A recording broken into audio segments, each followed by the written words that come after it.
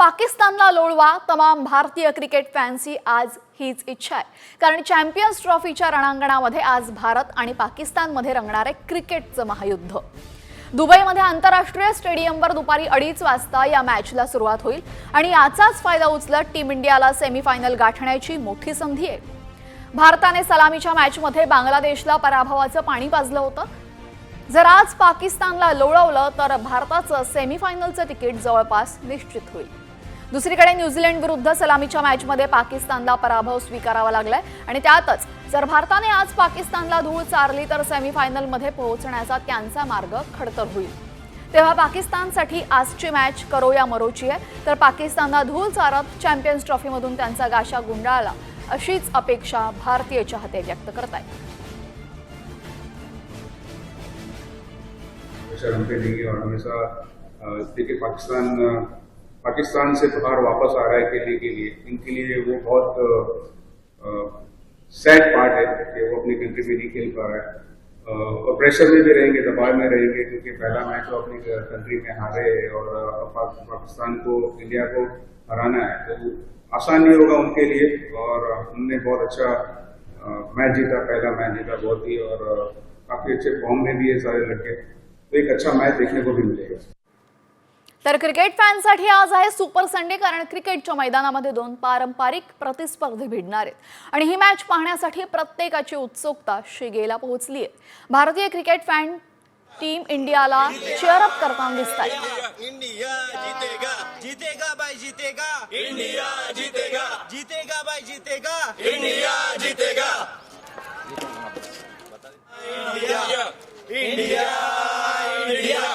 India India India India जीतेगा, जीतेगा भाई जीतेगा, बातचीत केली आमचे प्रतिनिधी पराग घोगरे यांनी। पाहूया। आज आम्ही कॉन्फिडंट आहे की इंडिया पाकिस्तानला हरवणार आहे आणि नॉकआउट करून वापस पाकिस्तानला पाठवणार आहे। आपल्या ओपनिंग बॅट्समन दोघेही जे गिल आणि रोहित शर्मा आहेत त्यांच्याकडून अजून अपेक्षा आहेत, प्लस विराट कोहली जे 15,000 रनच्या एकदम जवळ आहेत त्यांच्याकडूनही खूप अपेक्षा आहेत, प्लस आपली बॉलिंग वगैरे चांगली व्हायला हवी आज पाकिस्तान अगेन्स्ट, तो आपण निश्चित आपला विजय होईलच आज। विराट कोहली खूप चांगला खेळतो, अजून सेंचुरी मारायला पाहिजे। आज इंडिया नक्की जिंकणार, पाकिस्तानचा पराभव करेलच। मला आज असं वाटतं की विराट कोहली आणि रोहित शर्मा यांची पारी चांगल्याने खेळण्यात आली पाहिजे आणि आपला इंडिया चांगल्याने जितायला पाहिजे आणि नागपुरात सगळ्यात जास्त जल्लोष झाला पाहिजे।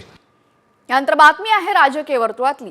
केंद्रीय गृहमंत्री अमित शहा यांच्या टीकेनंतर आता ठाकरे गटाचे नेते संजय राऊत यांनी शहांवर जोरदार प्रत्युत्तर दिलंय।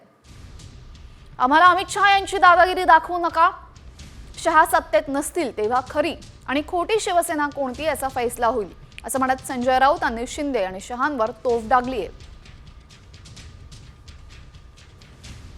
कौन सी शिवसेना असली है, कौन सी नकली है, इसका भी निर्णय महाराष्ट्र की जनता ने कर दिया, और कौन सी एनसीपी असली है और कौन सी नकली है, इसका भी निर्णय महाराष्ट्र की जनता ने कर दिया है। डरपोक आहे ते घाबरलेले आहेत। खरी शिवसेना कोण आणि खोटी शिवसेना कोण हे अमित शहा जेव्हा सत्तेत नसतील तेव्हा कळेल।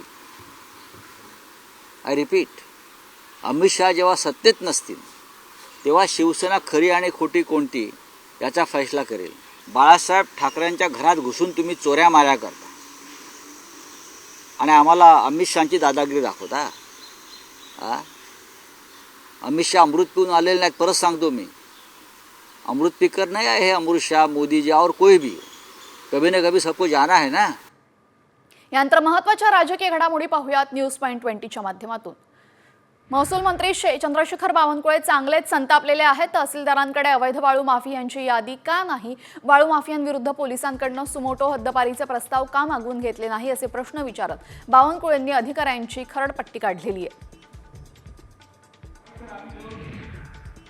एकनाथ शिंदे नाटकेची भीती असल्यामुळे ते कधीही सीमा भागात गेले नाहीत, असं म्हणत ठाकरे गटाचे खासदार संजय राऊत यांनी एकनाथ शिंदेंना टोला लगावलाय। तर सीमा प्रश्नाच्या आंदोलनामध्ये एकनाथ शिंदेंचं नाव कधीही दिसलं नाही असा दावा देखील राऊतांनी केलाय।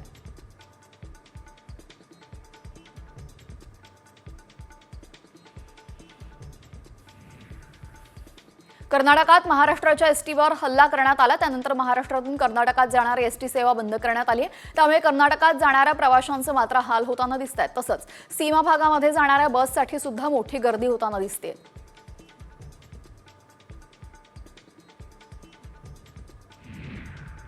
बारावीच्या परीक्षेमध्ये गणित आणि संख्याशास्त्र विषयाच्या पेपरमध्ये राज्यामध्ये 66 कॉपी बहाद्दर सापडलेत. कॉपीमुक्त जनजागृती अभियान राबवण्यात आलेलं असतानाही सर्रास कॉपी होताना दिसते. मुंबई, नाशिक, कोकण या विभागामध्ये कॉपीचं एकही प्रकरण आढळून आलेलं नाहीये.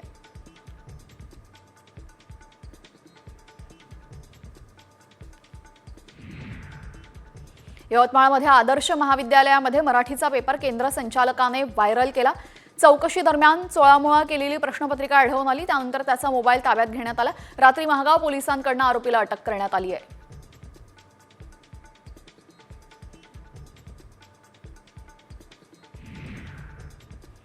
मुंबई पोलिसांच्या गुन्हे शाखा युनिट 12 कडनं बोगस कॉल सेंटर विरोधात मोठी कारवाई करण्यात आलेली आहे. संगणकातील मायक्रोसॉफ्ट ॲप्लिकेशनमधील तांत्रिक अडचणी दूर करण्याच्या नावाने अमेरिकन नागरिकांची फसवणूक करणाऱ्या बोगस टोळीला अटक करण्यात आलेली आहे.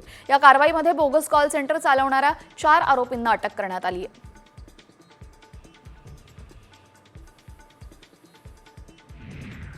पुण्यातील वडगाव शेरीमध्ये टोळक्याने मध्यरात्री वाहनांवर तोडफोड करत दहशत माजवण्याची घटना घडलेली आहे. ग्रामदेवीची यात्रा सुरू होत असताना हा संपूर्ण प्रकार घडला. दरम्यान टोळक्याने शिवीगाळ करत 2 रिक्षा आणि 10 ते 12 दुचाकींची तोडफोड केलेली आहे.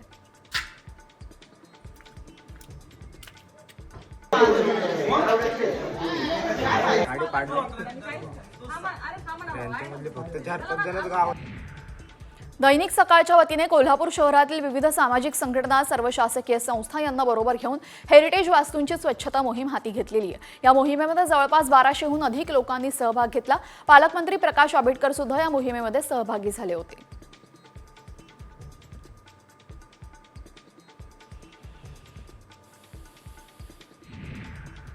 अंबरनाथ तालुक्यामध्ये नद्यांमध्ये कचऱ्याचं साम्राज्य निर्माण झालेलं आहे. हीच बाब लक्षात घेऊन गावकऱ्यांनी नदी स्वच्छतेची मोहीम हाती घेतलेली आहे. गावकऱ्यांनी एकत्र येऊन उल्हास नदीच्या उपनदी पात्रामध्ये आज स्वच्छता मोहीम राबवली. या स्वच्छता मोहिमेमध्ये भाजप आमदार किसन कथोरे देखील सहभागी झाले होते.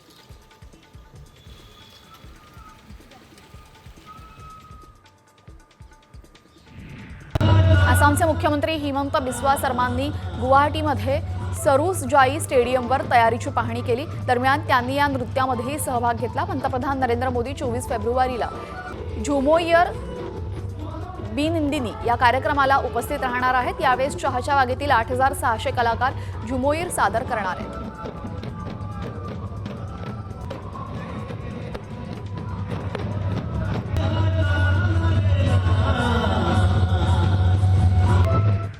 भारताच्या लष्कर सेवेमध्ये कार्यरत असणाऱ्या T-55 रणगाडा साताऱ्यामध्ये दाखल झालेला आहे. खासदार उदयनराजेंनी स्वतः हजेरी लावून रणगाडा बसवून घेतलेला आहे. सुभाषचंद्र बोस चौकामध्ये हा रणगाडा बसवण्यात आला आहे.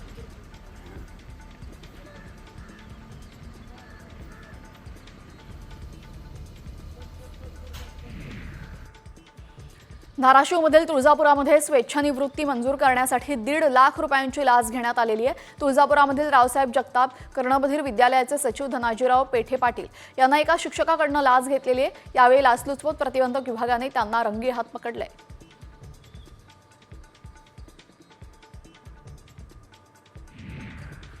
अहिल्यानगरमध्ये पोलिसांनी अवैध दारू विक्री करणाऱ्या शेडवर कारवाई केलेली आहे. तोफखाना पोलिसांनी धडक पत्र्याच्या शेडवर JCB चालवलेला आहे.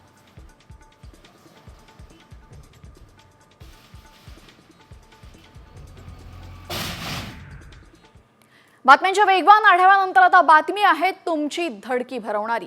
याला कारण म्हणजे चीनमध्ये आता कोरोनासारखाच नवा विषाणू आढळलेला आहे. आणि या विषाणूचं नाव नक्की काय आणि या विषाणूची वैशिष्ट्ये काय आहेत पाहूयात या स्पेशल रिपोर्टमध्ये. जगावर पुन्हा कोरोनासारखं संकट. चीनमध्ये आढळला जीवघेणा व्हायरस. चीनच्या व्हायरसनं जग चिंतेत. कोरोनामुळे जगभर मृत्यूचं तांडव घडवणाऱ्या चीनच्या वुहान लॅबमध्ये आता कोरोनासारखाच घातक नवा विषाणू आढळलाय. हा विषाणू चीन बाहेर पसरल्यास संपूर्ण जग पुन्हा एकदा थांबण्याची शक्यता वर्तवली जाते आणि त्यामुळे सर्व देशाचं टेन्शन वाढलंय. मात्र चीनच्या वुहान लॅबमध्ये आढळलेला आणि जगाचं टेन्शन वाढवणाऱ्या विषाणूची वैशिष्ट्य काय आहेत पाहूया. HKU5 हा नवीन प्रकारचा कोरोना व्हायरस. हाँगकाँगमधल्या जपानी वटवाघळांमध्ये हा विषाणू प्रथम आढळला. कोविड-19ला कारणीभूत ठरणारा HKU5 हा विषाणू जनावरांमधून माणसांमध्ये या विषाणूचा संसर्ग होतो. SCE2 रिसेप्टरशी संबंधित हा विषाणू माणसांमध्ये पसरण्याचा धोका आहे. हा महाभयंकर विषाणू आढळून आलाय याला साऊथ चायना मॉर्निंग पोस्ट आणि शी झेंगली या अभ्यास संस्थेनं दुजोरा दिलाय. तर या विषाणूचा सर्वाधिक फटका लहान मुलांना बसण्याचा दावा करण्यात आलाय.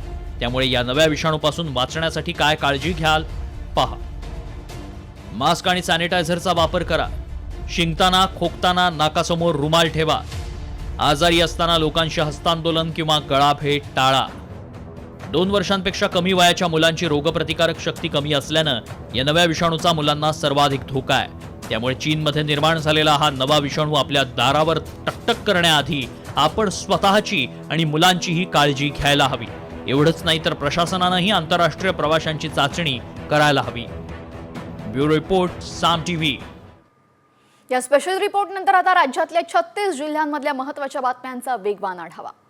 पुण्यातील शिरूरमध्ये टोमॅटोच्या बाजारभावामध्ये कमालीची घट झालेली आहे. उत्पादन खर्चाच्या तुलनेमध्ये टोमॅटोला मिळणारा भाव 40% कमी झालेला आहे. त्यामुळे शेतकरी हतबल झालाय.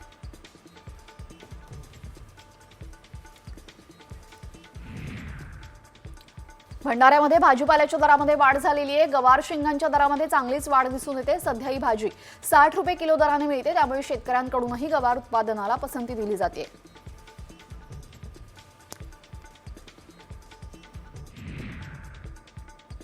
सोयाबीन उत्पादक शेतकऱ्यांपाठोपाठ आता कापूस उत्पादक शेतकरीही चिंताग्रस्त झालेत. बीडमध्ये CCIच्या सॉफ्टवेअरमध्ये तांत्रिक बिघाड झाल्याने कापूस खरेदी बंद झालेली आहे. परिणामी शेतकऱ्यांना खासगी बाजारामध्ये आपला कापूस विकावा लागतोय.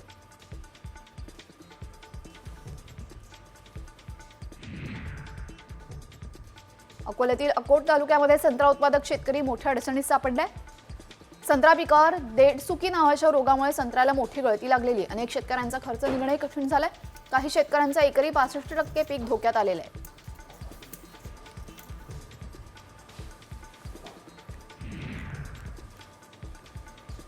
दुग्ध व्यवसायाला चालना मिळण्यासाठी जाहीर केलेलं अनुदान अद्यापही शेतकऱ्यांना मिळालेलं नाही. एकट्या अहिल्यानगर जिल्ह्यामध्ये 2,46,000 शेतकऱ्यांचं 224 कोटींचं अनुदान थकीत आहे. राज्यामध्ये सर्वाधिक दूध उत्पादक जिल्हा म्हणून अहिल्यानगर जिल्ह्याकडे पाहिलं जातं. मात्र इथला दूध उत्पादक शेतकरी आता चिंतेत आहे.